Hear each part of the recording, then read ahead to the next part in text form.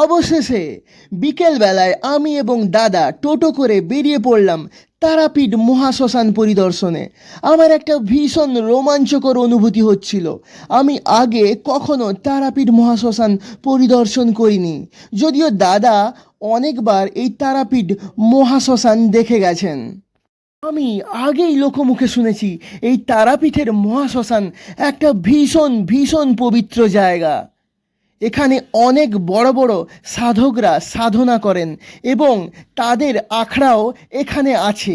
আমি আরও শুনেছি তন্ত্রমন্ত্র সাধনায় পারদর্শী অনেক ভয়ানক সাধকেরা এখানে সাধনা করে থাকেন, তাদের ক্ষমতাও নাকি অসীম। আমার সারা শরীর রোমাঞ্চিত হচ্ছিল, গায়ের লোম খাড়া হয়ে যাচ্ছিল তারাপীঠ মহাশ্মশানে যাওয়ার পথে। প্রথমে আমরা দেখলাম মহান সাধক বামদেবের ঘাট।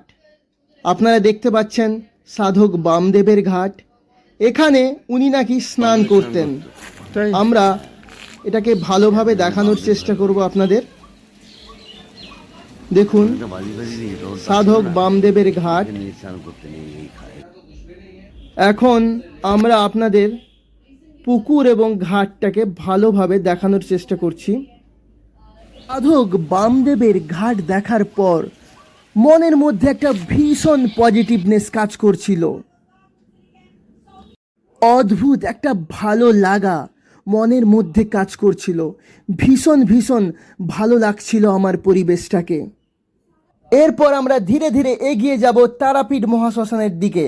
রাস্তায় দেখলাম অনেক সাধুরা ভিক্ষা করছেন, সাহায্যের জন্য তারা প্রার্থনা করছেন। এরপর আমি দেখলাম রাস্তায় একটা তন্ত্রমন্ত্র সাধনার দোকান। এখানে তন্ত্রমন্ত্র সাধনার নানান উপকরণ বিক্রি হচ্ছিল। দেখুন তন্ত্রমন্ত্র সাধনার নানান উপকরণ আমরা আপনাদের দেখানোর চেষ্টা করছি। দাদা সামনে দাঁড়িয়ে জিনিসগুলো দেখার চেষ্টা করছিল। দেখুন দাদা আঙ্গুলের টোকা দিয়ে সিংটা আসল কি নকল দেখে নিলেন। আপনারা দেখতে পাচ্ছেন তন্ত্রমন্ত্র সাধনার জন্য যে জিনিসপত্র লাগে সেই জিনিসপত্রের এই দোকান। পাশে একটা দোকানে দেখলাম ভোলে বাবার ডমরু ঢেলে বিক্রি হচ্ছে। এখানেও তন্ত্রমন্ত্র সাধনার নানান উপকরণ বিক্রি হচ্ছিল। এবারে এলো সেই মাহেন্দ্রক্ষণ। আমি ডিসপ্লে বোর্ডে দেখতে পাচ্ছি তারাপীঠ মহাশ্মশান, অর্থাৎ আমরা কাছাকাছি পৌঁছে গেছি আমাদের সেই কাঙ্ক্ষিত লক্ষ্যের। এবারে আমরা ছোট্ট ছোট্ট পায়ে চলতে চলতে পৌঁছে যাব তারাপীঠ মহাশ্মশানে। শ্মশানের পথে যেতে যেতে দেখলাম অনেক সাধুরা ভিক্ষাবৃত্তি করছিলেন। এখন আমরা পৌঁছে গেছি আমাদের সেই কাঙ্ক্ষিত লক্ষ্যে, অর্থাৎ তারাপীঠ মহাশ্মশানে। সারা শরীরে আমি অনুভব করছিলাম রোমাঞ্চ, গায়ের লোম খাড়া হয়ে যাচ্ছিল, সারা শরীরে কাঁটা দিচ্ছিল। চারিদিকে শুধু ছাই আর ছাই। মনের মধ্যে একটা ভীষণ ভয় কাজ করছিল।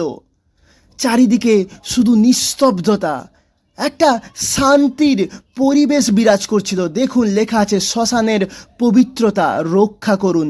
পাশেই দেখছিলাম একটা ছোট্ট ঘর, যেখানে আমি অনেক সাধুদের দেখতে পাচ্ছিলাম। দাদার মুখ থেকে শুনলাম এখানে এরা তন্ত্রমন্ত্র সাধনা করে থাকেন।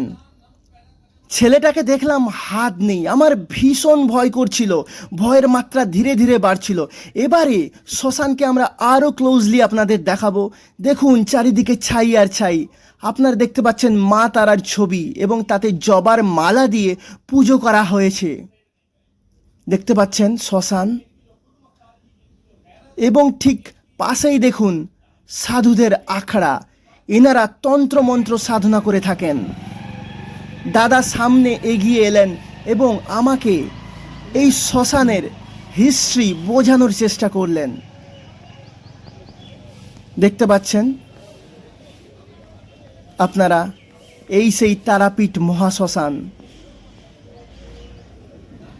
এটাকে সাধারণ মানুষেরা ভীষণ পবিত্র স্থান হিসাবে মনে করে থাকেন। আমরা আশেপাশের জায়গাও দেখাচ্ছি আপনাদের।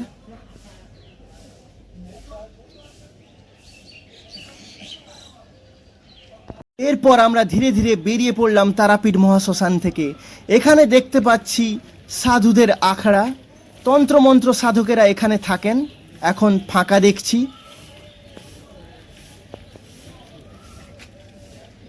আপনারা দেখতে পাচ্ছেন তন্ত্রমন্ত্র সাধকদের আখড়া। এরপর আমরা ধীরে ধীরে আরো সামনের দিকে এগিয়ে গেলাম। এখন পৌঁছে গেছি সাধক বামদেবের মন্দিরে। এখানে সাধক বামদেব সাধনা করতেন। ক্যামেরা করতে ভীষণ অসুবিধা হচ্ছিল, এখানকার লোকেরা ক্যামেরা করতে দিচ্ছিলেন না। বহু কষ্টে আপনাদের জন্য ভিডিও ফুটেজ তুলে এনেছি।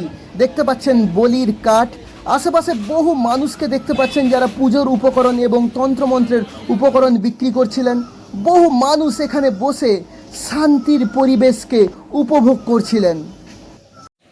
এরপর সন্ধ্যা ঘনিয়ে আসছিল, আমরা ছাড়লাম তারাপীঠ মহাশ্মশান। সঙ্গে নিয়ে এলাম একরাশ রোমাঞ্চ, শান্তি, পবিত্রতা এবং শুদ্ধতা। আজকের এই ভিডিওটি আপনাদের যদি ভালো লেগে থাকে তাহলে কাইন্ডলি আমাদের চ্যানেলকে সাবস্ক্রাইব করে দিয়ে আমাদের পাশে থাকুন। ভিডিওটিতে লাইক করুন, কমেন্ট করুন এবং আপনাদের আত্মীয় স্বজনদের মধ্যে এই ভিডিওটি আপনারা শেয়ার করে দেন, যাতে তারা তারাপীঠ মহাশ্মশানে না গিয়েও অনুভব করতে পারেন তারাপীঠ মহাশ্মশানের রোমাঞ্চ, তারাপীঠ মহাশ্মশানের নিস্তব্ধতা, তারাপীঠ মহাশ্মশানের শান্তি। আর দেরি করবেন না, আজকেই মনস্থির করে নিন এবং ঘুরে আসুন তারাপীঠের মহাশ্মশান। কথা দিচ্ছি আপনাদের অবশ্যই অবশ্যই ভালো লাগবে।